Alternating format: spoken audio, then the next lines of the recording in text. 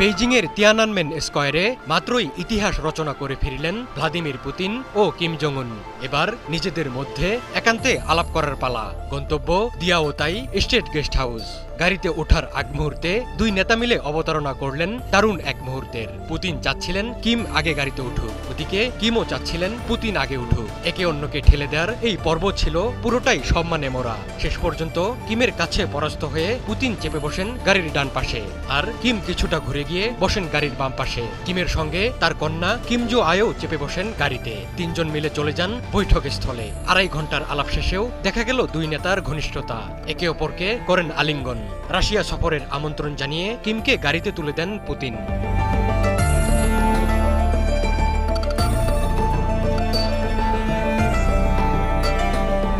দ্বিতীয় বিশ্বযুদ্ধে জাপানের আত্মসমর্পণের দিন উদযাপনে চীনা প্রেসিডেন্ট শি জিনপিং আয়োজন করেছিলেন ঐতিহাসিক এক কুচকাওয়াজের। এতে যোগ দিতে রুশ প্রেসিডেন্ট ভ্লাদিমির পুতিন এসেছিলেন তিয়ানজিনে আয়োজিত সাংহাই সহযোগিতা সম্মেলন শেষ করে।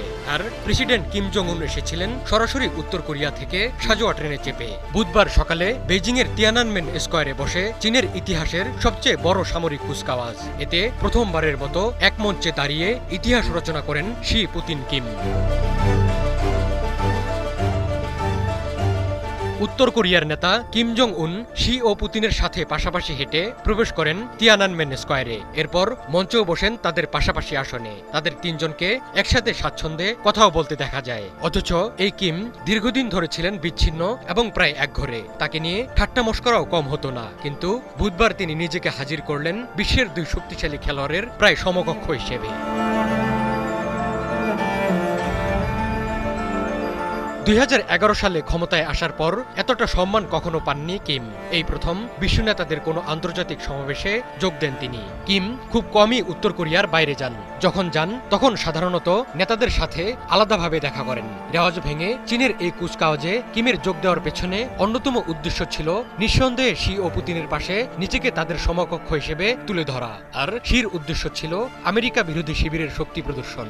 ওদিকে পুতিনও ছিলেন কিমের প্রতি কৃতজ্ঞ, কেননা কিমের সেনারা রাশিয়ার পক্ষ নিয়ে যুদ্ধ করছেন ইউক্রেনে। এ যুদ্ধে প্রাণ দিয়েছেন উত্তর কোরিয়ার 2000 সেনা। কিমের সঙ্গে বৈঠকে পুতিন উত্তর কোরিয়ার সৈন্যদের সাহস ও বীরত্বের প্রশংসা করেন।